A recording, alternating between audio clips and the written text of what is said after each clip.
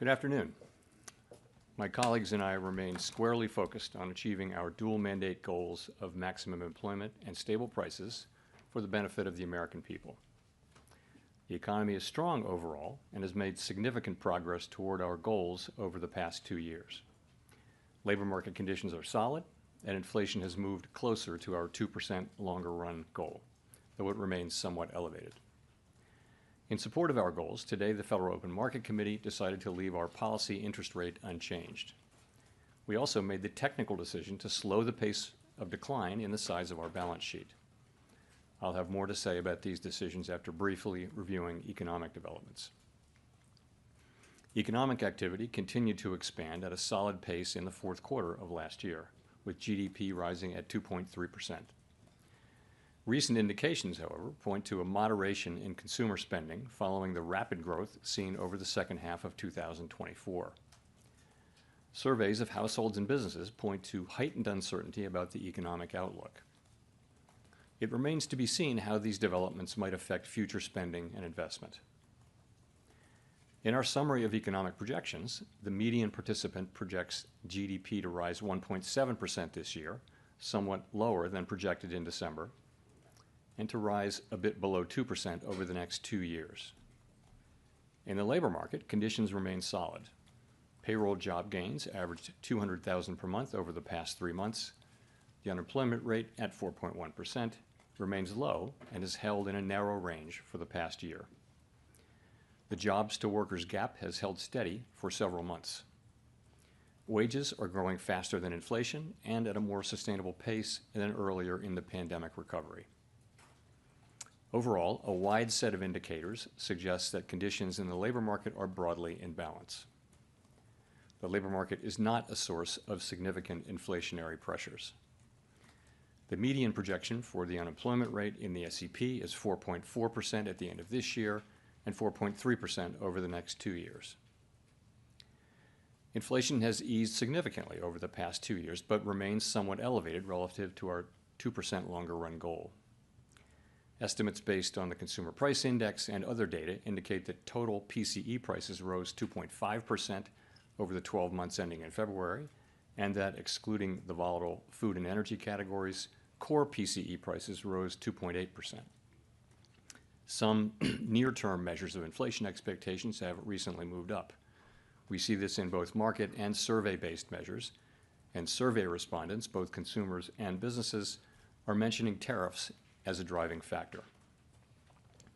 Beyond the next year or so, however, most measures of longer-term expectations remain consistent with our 2% inflation goal. The median projection in the SEP for total PCE inflation is 2.7% this year and 2.2% next year, a little higher than projected in December. In 2027, the median projection is at our 2% objective. Our monetary policy actions are guided by our dual mandate to promote maximum employment and stable prices for the American people. At today's meeting, the committee decided to maintain the target range for the federal funds rate at 4.25% to 4.5%. Looking ahead, the new administration is in the process of implementing significant policy changes in 4 distinct areas: trade, immigration, fiscal policy, and regulation. It is the net effect of these policy changes that will matter for the economy and for the path of monetary policy. While there have been recent developments in some of these areas, especially trade policy, uncertainty around the changes and their effects on the economic outlook is high. As we parse the incoming information, we're focused on separating the signal from the noise as the outlook evolves. As we say in our statement, in considering the extent and timing of additional adjustments to the target range for the federal funds rate, the committee will assess incoming data, the evolving outlook, and the balance of risks. We do not need to be in a hurry to adjust our policy stance, and we are well positioned to wait for greater clarity. In our SEP, FOMC participants wrote down their individual assessments of an appropriate path for the federal funds rate based on what each participant judges to be the most likely scenario going forward. An admittedly challenging exercise at this time, in light of considerable uncertainty. The median participant projects that the appropriate level of the federal funds rate will be 3.9% at the end of this year and 3.4% at the end of next year, unchanged from December. While these individual forecasts are always subject to uncertainty, as I noted, uncertainty today is unusually elevated. And of course, these projections are not a committee plan or a decision. Policy is not on a preset course.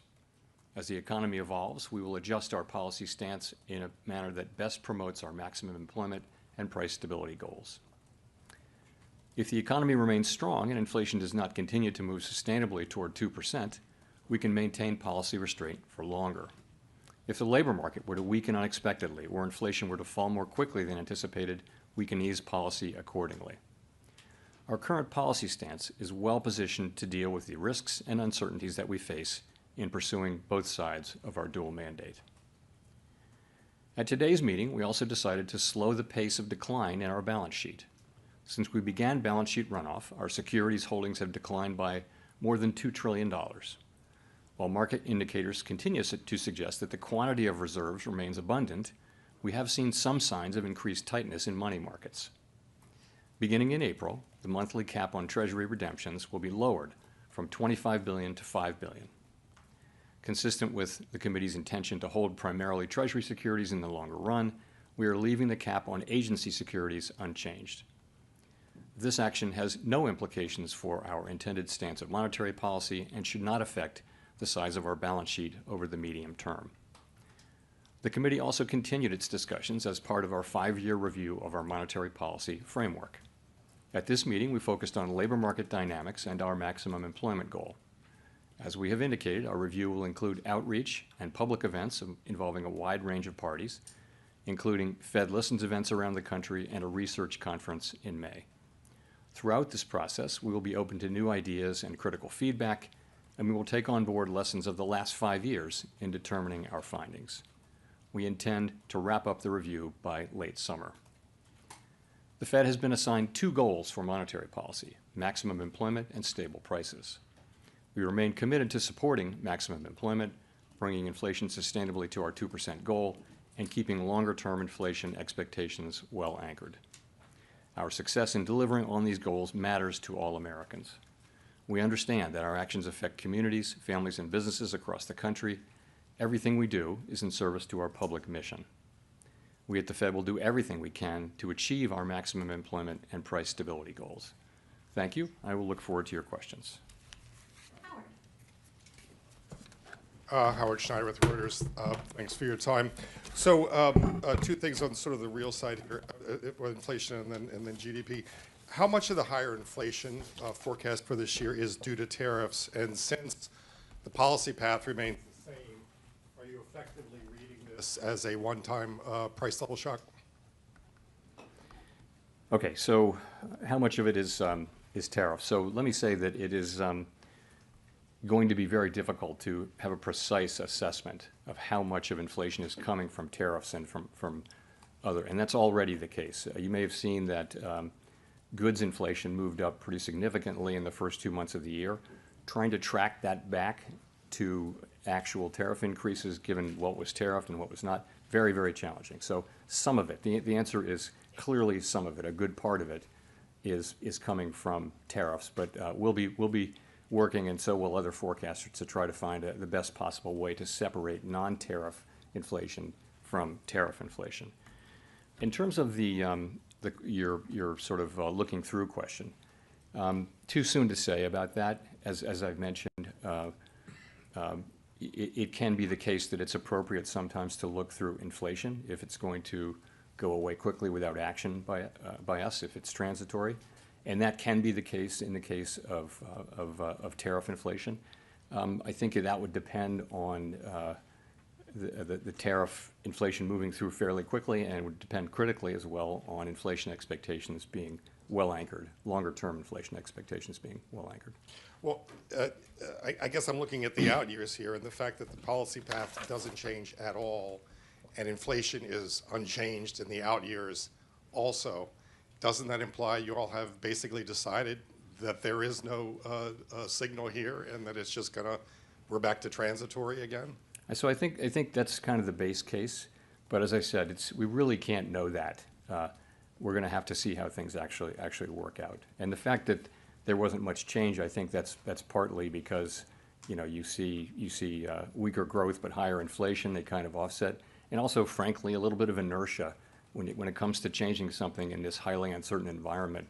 I think there is a level of inertia where you just say, maybe I'll stay where I am. Thank you. Colby Smith with the New York Times. You just described inflation expectations as well anchored, but has your confidence in that assessment changed at all, given the increase in certain measures and the high degree of uncertainty expressed by businesses, households, and forecasters? So on inflation expectations, of course, we do monitor inflation expectations very, very carefully, basically every source we can find, and short-term, long-term, households, businesses, forecasters, market-based. And I think the picture broadly is this. You do see increases widely in short-term inflation expectations, and people who fill out surveys and answer questionnaires are pointing to tariffs about that. If you look in the survey world, if you look a little further out, you really don't see much in the way of an increase. Longer-term inflation expectations are mostly well anchored. If you look at the New York, for example. Then you have market-based, and it's the same pattern. People in markets are pricing in break-evens. Some higher inflation over the next year must be related to tariffs. We know from the surveys. But if you look out 5 years or the 5-year forward, you'll see that break-evens are either flat or actually slightly down in the case of the longer-term one. So we look at that, and we will be watching all of it very, very carefully. We do not take anything for granted. It's at the very heart of our framework, anchored inflation expectations, but that's what you see right now. And how much weight do you put on the deterioration in consumer confidence surveys? You said recently that this is perhaps not the best indication of future spending, but I'm curious, what you think is behind this deterioration and to what extent it could be a leading indicator for hard data. So let's start with the hard data. We do see pretty solid hard data still. So growth looks like it's maybe moderating a bit, consumer spending moderating a bit, but still at a solid pace. Unemployment's 4.1%. Job creation most recently has been at a healthy level. Inflation has started to move up now, we think partly in response to tariffs, and there may be a delay in further progress over the course of this year. So that's the hard data. Overall, it's a solid picture. The survey data, both household and businesses, show significant rise in uncertainty and significant concerns about downside risks. So how do we think about that? And that is the question. As I mentioned the other day, as you pointed out, the relationship between survey data and actual economic activity hasn't been very tight. There have been plenty of times where people are saying very downbeat things about the economy and then going out and buying a new car. But we don't know that will be the case here. We will be watching very carefully for signs of weakness in the real data. Of course we will. But given where we are, we think our policy's in a good place to react to what comes, and we think that the right thing to do is to wait here for greater clarity about what the economy's doing.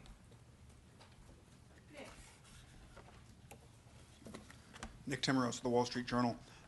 Chair Powell, Chair Greenspan once defined price stability as an environment in which inflation is so low and stable over time that it doesn't materially enter into the decisions of households and firms. Can you say that today, that we have that price stability, that households and businesses are ignoring price growth when you see buy in advance psychology, big changes in inventories, and surveys that show consumers, at least in the short run, expect higher inflation? So I do like that definition a lot. In fact, I used it at the recent conference where I spoke. So I think a world where people can make their daily economic decisions in businesses and they're not having to think about the possibility of significantly high inflation. We know inflation will bounce around. That is price stability. I think we were getting closer and closer to that. I wouldn't say we were at that. Inflation was running around 2.5% for some time. I do think with the arrival of the tariff inflation, further progress may be delayed. The SEP doesn't really show further downward progress on inflation this year, and that's really due to the tariffs coming in. So delayed, but if you look at our forecasts, we do see ourselves getting back into the low twos in 26 and then down to 2 by 27, of course, highly uncertain. So I see progress having been made toward that, and then progress in the future. I think that progress is probably delayed for the time being. If that's the case, why are there cuts in the SEP for 2025? So again, people wrote down 2 cuts the last time, and they look at the, they wrote down meaningful decline in growth from 2.1 to 1.7 in 2025, a tick up in the unemployment rate, so not much there, but core inflation up by 0.3, and so those kind of balance each other out. So people, not everybody, but on balance, people wrote down similar numbers. The changes aren't that big. The other factor, though, as I mentioned, is just really high uncertainty. What would you write down? I mean, it's really hard to know how this is going to work out. And again, we think our policy is in a good place. We think it's a good place where we can move in the direction where we need to. But in the meantime, it's really appropriate to wait for further clarity. And of course, the costs of doing that, given that the economy is still solid, are very low. Thank you, Mr. Chairman. Edward Lawrence with Fox Business. So with near 4% unemployment rate, that should be low enough to bring people in from the sidelines in terms of hiring. But we're seeing the hiring rates have been stuck at 2023, 2024 levels. So what's going on there? Yeah, so that's a feature has been for some time a feature of this labor market. You have pretty high participation accounting for aging. You've got wages that are consistent with 2% inflation, assuming that we're going to keep getting relatively high productivity. We've got unemployment, pretty close to its natural level. But the hiring rate is quite low, but so is the layoff rate. So you look at initial claims or layoffs, so you're not seeing people losing their jobs, but you're seeing that people who don't have a job having to wait longer and longer.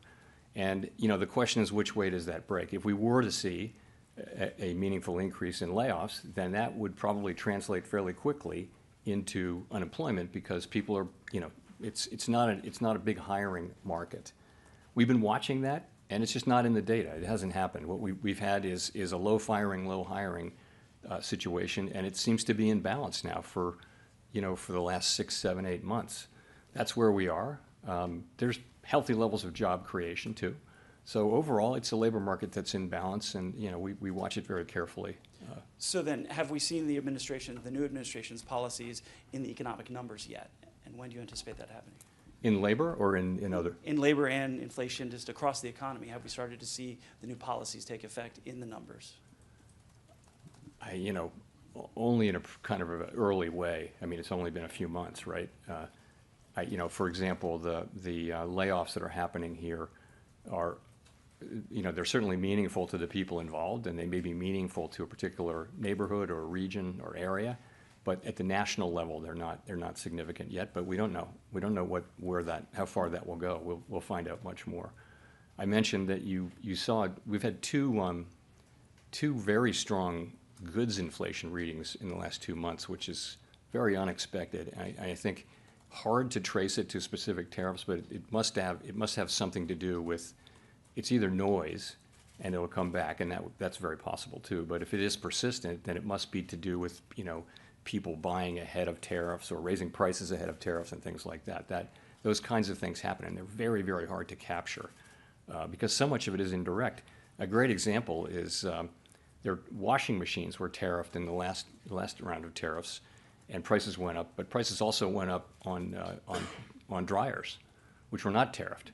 So the manufacturers just they just kind of followed the crowd and raised it. So things happen very indirectly, and so there'll be a lot of work done in coming months to try to trace all that through. But ultimately, though, it's too soon to be seeing significant effects in economic data. Craig Torres from Bloomberg News. Thanks, Chair Powell. You said transitory price increases from tariffs are the base case. Transitory is the base case.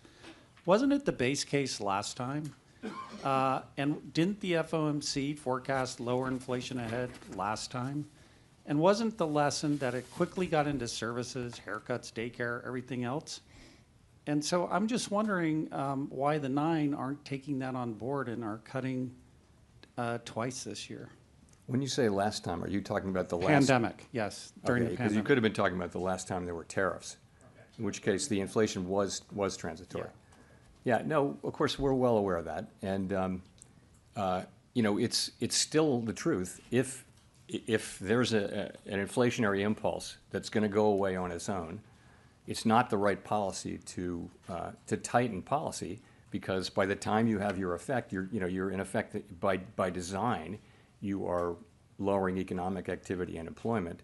And if that's not necessary, you don't want to do it. In real time, as we know, it's hard to make that judgment. And we're well aware, you know, of what happened, obviously, with the pandemic inflation. But I mean, we have to look at this as a different situation. There are differences and similarities. I mean, it's a different time. You know, we haven't had real price stability fully reestablished yet, and we have to keep that in mind. And you know, we hear that people are very reluctant to take on to allow prices to go up. At the same time, we hear that businesses are intending to pass many of these prices through. So it's hard to say how this is going to work out. Steve Leisman, CNBC. Thanks for taking my question, Mr. Chairman. The Bank of Canada, in its last policy statement, said monetary policy cannot offset the impacts of a trade war. What it can and must do is ensure that higher prices do not lead to ongoing inflation. I wonder if that kind of reflects your own sense of prioritization faced with higher prices and weaker growth, that the idea is you have to take care of inflation. You know, so we have two goals, right? We have maximum employment and price stability, and we have to balance those. And you know, there can be situations in which they're in tension, right? And we actually have a provision in our consensus statement that says what we should do in that case. That's a very challenging, you know, situation for any central bank, and certainly for us. And so what we say that we'll do is we'll look how far each of those two goals is, each of those two measures is from its goal, and then we'll ask how long we think it might take to get back to the goal for each of them, and we'll make a judgment, because our tools work in one direction. We're either tightening or loosening. So it's a very challenging situation. Let me say, we don't have that situation right now. That's not where the economy is at all. It's also not where the forecast is. I don't know any mainstream forecasts that really show significant problems like that. Well, just to follow up, yesterday the UCLA Anderson forecast said there's high probability of a recession. Where do you stand on whether or not the slowdown you're seeing creates a higher probability or concern that you may have on recession? Thank you. You know, there's always an unconditional possibility of a recession. It might be broadly in the range of 1 in 4 at any time. If you look back through the years, it could be within 12 months, a 1 in 4 chance of a recession. So the question is whether this current situation, those possibilities are elevated.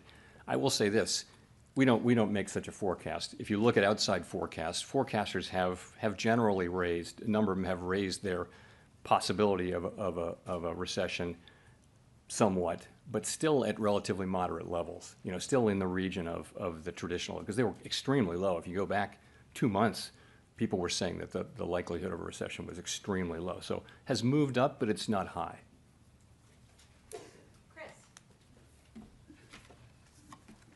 Hi, thank you. Chris Rugaber at Associated Press.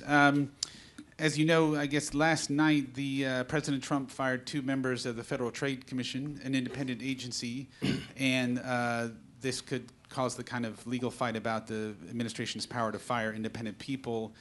If those firings stand, is that a threat to the Fed's independence? Could he do the same thing to the Fed board? So I think I did answer that question in this very room some time ago, and I have no desire to change that answer, and have nothing new for you on that today.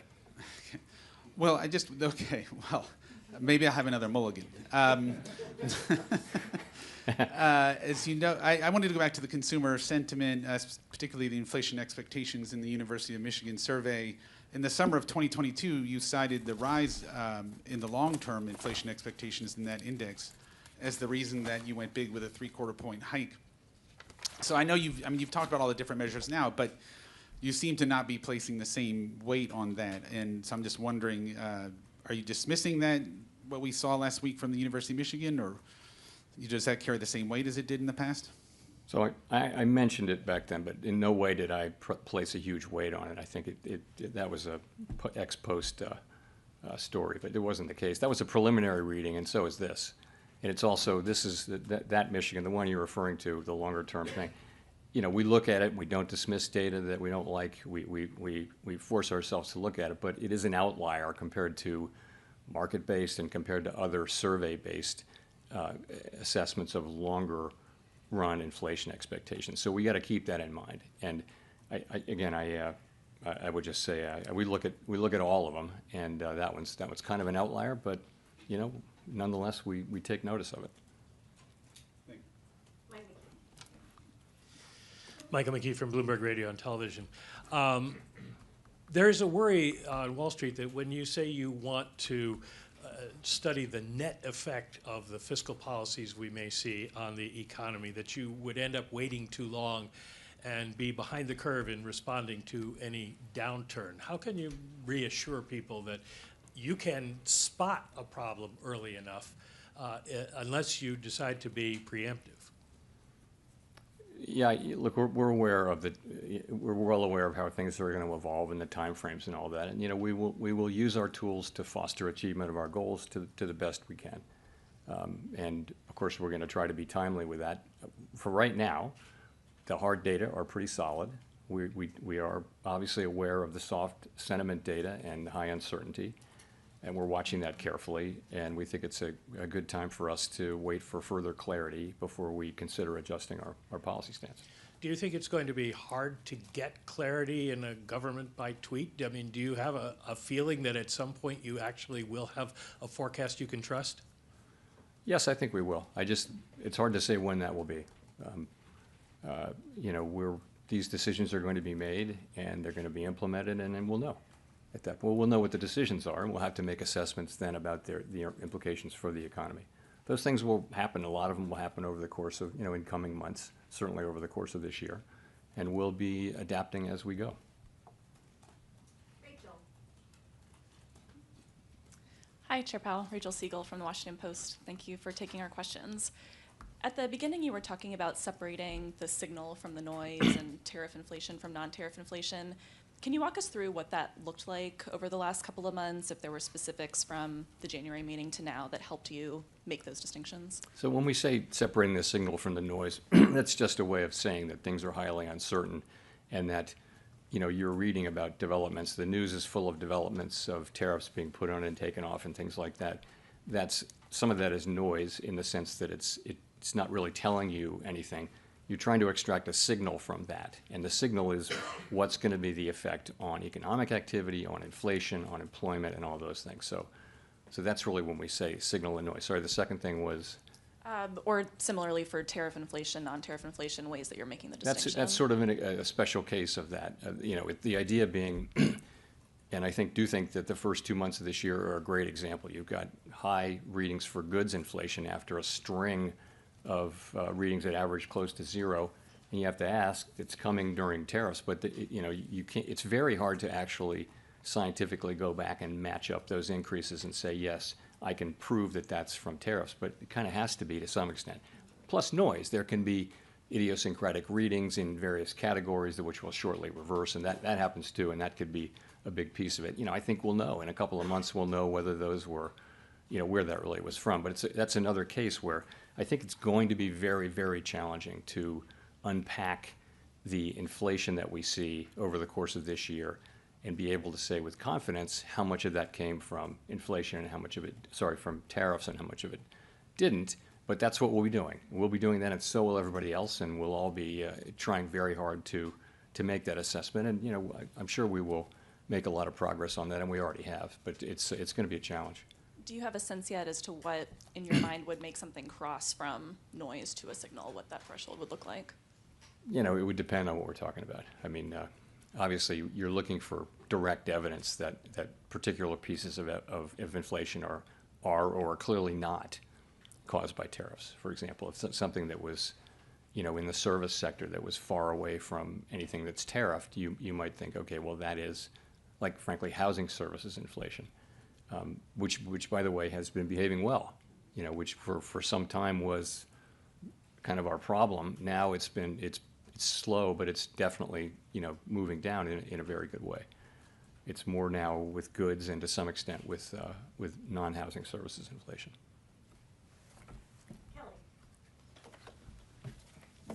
Thanks for taking our questions, Chair Powell. Kelly O'Grady, CBS News. So consumer sentiment has dipped dramatically, but you say the economy and the hard data is still solid. What is your message to consumers that clearly disagree and don't feel that strength? Because the hard data they're looking at is their grocery bill. Okay, so a couple things. The grocery bill is about past inflation, really. There was inflation in 21, 2, and 3, and prices went up. The current level, it's not the change in prices. It's they're unhappy, and they're not wrong to be unhappy that prices went up quite a bit, and they're paying a lot for those things. So I think that is the fundamental fact, and has been for a long time, a couple of years, why people are unhappy with the economy. It's not that the economy is not growing. It's not that inflation is really high. It's not that unemployment is high. It's none of those things. We have 4.1% unemployment. We've got 2% growth. And it's a pretty good economy, but people are unhappy because of the price level, and we completely understand and accept that. And just to follow up, why are you still projecting 2 rate cuts this year if your own projections show inflation higher for longer? Does that mean you see a slowdown in economic growth as a real threat? So I think remember we came into this with at the December meeting, the median was 2 cuts. The median was. And so you come in and you see, broadly speaking, weaker growth but higher inflation. And they kind of balance each other out. So you think, and unemployment is there's really only a 1/10 change. So there's just not a big change in the forecast. There really isn't. Modest, meaningfully higher growth and meaningfully higher inflation, which call for different responses, right? So they cancel each other out, and people just said, okay, I'm going to stay here. But the second factor is it's so highly uncertain. Is just, we're sitting here thinking, and we obviously are in touch with businesses and households all over the country. We have an extraordinary network of contacts that come in through the reserve banks and put in the beige book, and also through contacts at the board. And we get all that, and we do understand that sentiment has fallen off pretty sharply, but economic activity has not yet. And so we're watching carefully. So I would tell people that the economy seems to be healthy. We understand that sentiment is quite negative at this time, and that probably has to do with turmoil at the beginning of an administration that's making big changes in areas of policy, and that's probably part of it. I do think the underlying unhappiness people have about the economy, though, is more about the price level.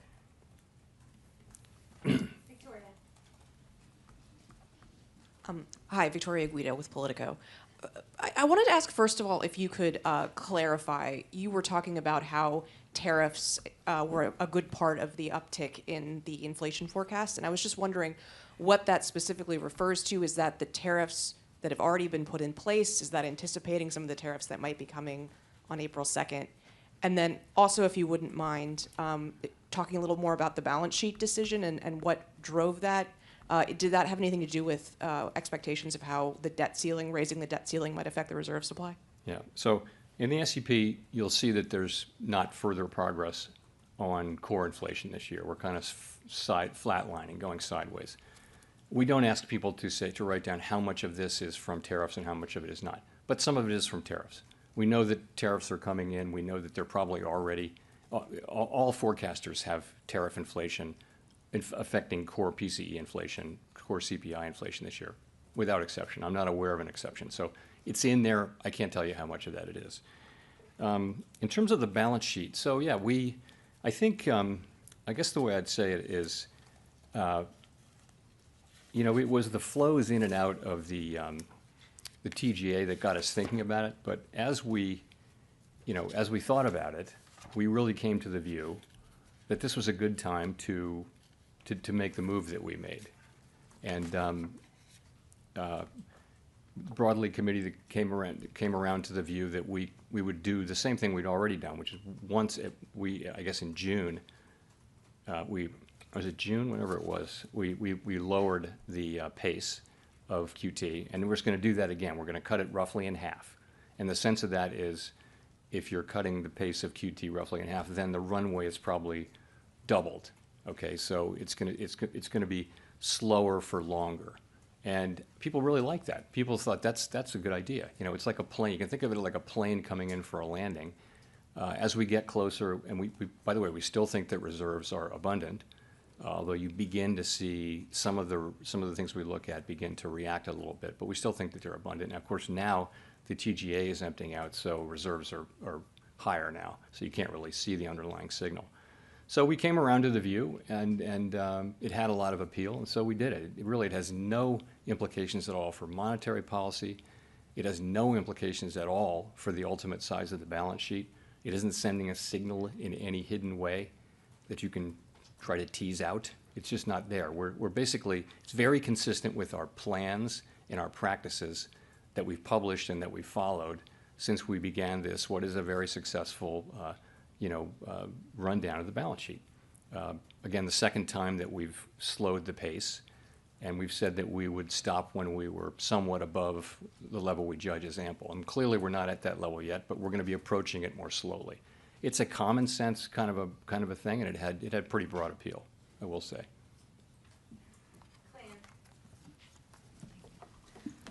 Claire Jones, Financial Times. You said in January, Chair Powell, that inflation expectations remained well anchored. Would you still say they remain well anchored today? And just to reiterate the question others have asked, if they're not so well anchored, why hasn't there been a more radical shift to the policy path today? Thank you. So when we talk about inflation expectations being well anchored, we're talking about longer run inflation expectations. And they really haven't moved much, I mean, if at all. There's one reading that everyone's focusing on that it's higher, but the other survey readings and the market-based readings all show relatively, well-anchored inflation expectations. You would expect that expectations of inflation over the course of a year would move around because conditions change, and in this case, we have tariffs coming in. We don't know how big, there's so many things we don't know, but we kind of know there are going to be tariffs, and they tend to bring growth down. They tend to bring inflation up in the first instance. So I would say, I'm not dismissing what we're seeing in short-term inflation expectations. We, as I mentioned, follow that very carefully.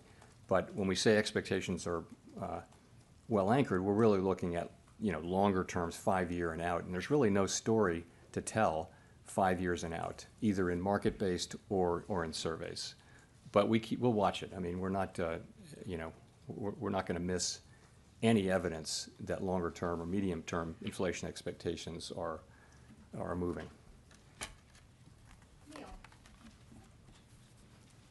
Chair Powell, Neil Irwin with Axios. Treasury Secretary Bessent has observed that a large share of job growth over the last couple of years has been in what he calls government or government-adjacent sectors, healthcare, education. Do you agree that there's some weakness in underlying private job growth, and do you see the composition of job growth as something that has policy implications?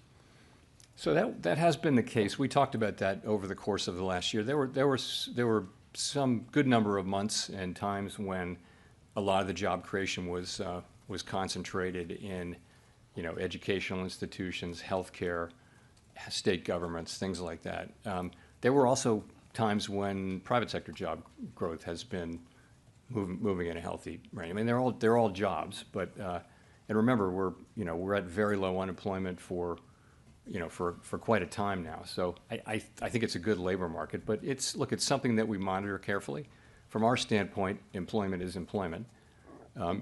But the elected government is entitled to have, we don't have policies that address different kinds of employment, but the elected government has a different role, and they can have those. I'll do a quick QT question. Does the committee envision at some point tapering the MBS runoff as well? I think tapering it, I don't know. There's no plan to do that. At a certain point, we'll stop runoff. And we may or may not stop MBS runoff, though, because we want to stop runoff in net at some point. We haven't made any decisions about that. We want the MBS to roll off our balance sheet. We really strongly desire that. So, but we haven't made any decisions about that. I think we'd look carefully at letting that keep going, but hold the overall size of the balance sheet in, constant at some point, a point that we're not out yet. Simon Rabinovich with The Economist. Thank you, Chair Powell. Several times today you've said that you feel you're well positioned to wait for greater clarity. At the same time, you could point to quite a few growth risks at the moment. We've seen a stock market that's gone quite wobbly, rapidly cooling housing sales, plunging confidence surveys. Today, not only did the S&P mark down the growth outlook, 17 of 19 see risks to the downside. So my question is, how confident are you that you're well positioned, or is that one more thing that you're uncertain about? I'm confident that we're well positioned in the sense that we're well positioned to move in the direction we'll need to move. I don't know anyone who has a lot of confidence in their forecast. I mean, the point is we are at, we're at a place where we can cut, or we can hold what is clearly a restrictive stance of policy. And that's what I mean. I think that's well positioned. Forecasting right now, forecasting is always very, very hard. And in the current situation, I just think uncertainty is remarkably high. And sorry, standing here today, would you be surprised to pivot back towards rate cuts in May? I think we're not going to be in any hurry to move. As I mentioned, I think we're well positioned to wait for further clarity and not in any hurry.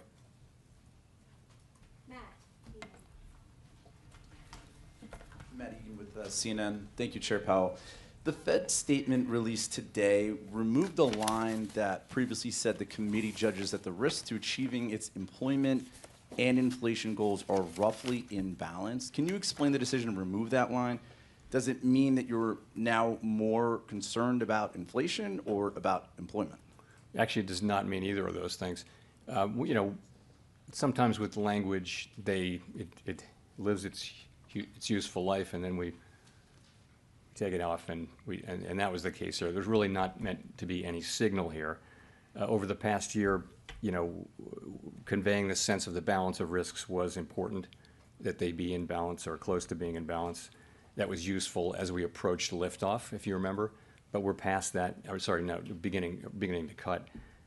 So we just took it out. I actually would say that the more important thing now about risks, and this is in the pages like 10, 11, 12 of the SEP, if you look, participants widely raised their estimate of the risks to of uncertainty, but also of the risks to growth and our employment and inflation mandates.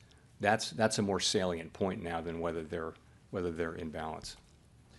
Just on the stock market, the stock market has obviously declined significantly since the Fed last met. Are you concerned at all about some of the market volatility having a real economic impact in terms of hurting business spending or consumer spending, especially among higher income households? So financial conditions matter to us because financial conditions are the main channel to the real economy through which our policy has its effects. So they're important. But what matters from a Fed standpoint for the macro economy is material changes to overall financial conditions that are persistent, that last for a while, long enough to actually affect economic activity. So that's what we're looking for.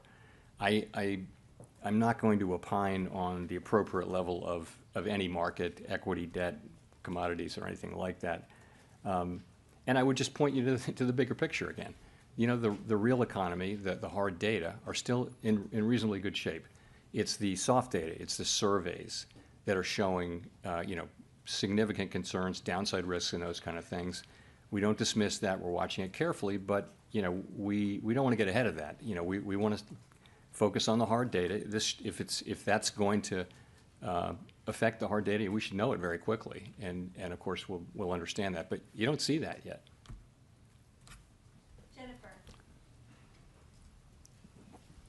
Thank you, Chair Powell. Jennifer Schonberger with Yahoo Finance. As you look to navigate higher inflation and lower growth, the Fed has talked about heeding the lessons from the 1970s. Is the Fed willing to have a recession if it means breaking the back of inflation?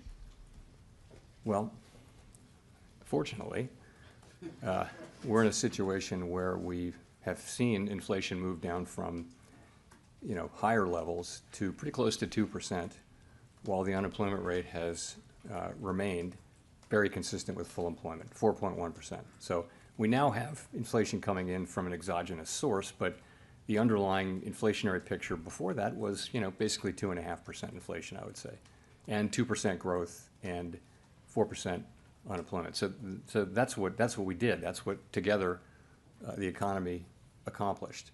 So I don't see any reason to think that we're looking at a replay of the 70s or anything like that. Inflation, underlying inflation is still running in the twos, with probably a little bit of a pickup associated with tariffs. So I don't think we're facing, I wouldn't say we're in a situation that's remotely comparable to that. And last month, the idea of a Doge dividend was proposed, which would send $5,000 checks to every taxpayer from Doge savings. President Trump and Elon Musk have supported this. There's reports there could be a bill introduced on Capitol Hill. What impact might that have on household savings and spending in terms of your growth and outlook for inflation? It's not appropriate for me to speculate on political ideas or fiscal policy for that matter. So I'm gonna pass on that one. Thank you.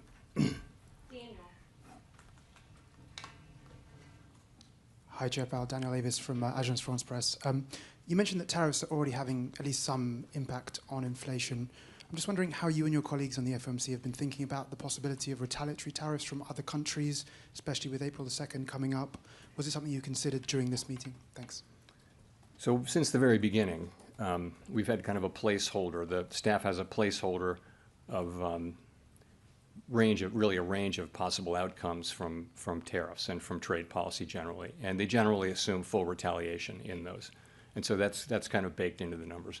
What happens, it will be complicated, and there will be some retaliation and some not, and all that. But ultimately, they're trying to, with the placeholder, give us a broad sense of what this might look like. When we actually know the specifics, we'll be able to have still uncertain, but better informed forecasts. So yes, that's in there. Last question goes to Jean. Hi, Chair Powell. Jean Young with M&I Market News. Had a couple questions on the balance sheet change that you made. So the minutes had initially described your discussion on slowing QT as temporary until the debt ceiling is resolved. But from what you said earlier, it doesn't sound like there's a desire to kind of regain the pace of QT that we have at the moment after the debt ceiling is resolved. Is that the case? Yeah, so we looked at pausing and we looked at slowing, and really people came together very strongly behind slowing, not pausing, for a variety of reasons. And so people really came to be, pretty strongly in favor of this move. Slows down the path and probably lengthens it, doubles it effectively by slowing by half. That people thought that's a good place to be.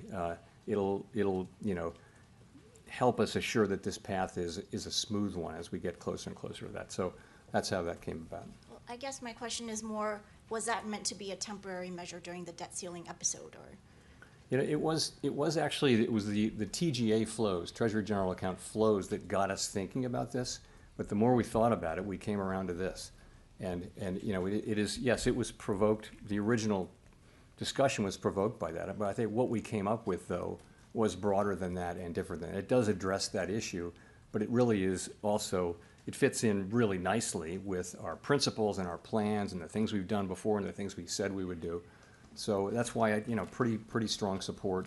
I'd just say it's nothing to do with monetary policy, nothing to do with the size of the balance sheet. It's just kind of a common sense adjustment as you get closer and closer. Let's slow down a little bit again. And that way we'll be more and more confident that we're getting where we need to get. You can take our time getting there. We're shrinking the balance sheet every month, and we think it was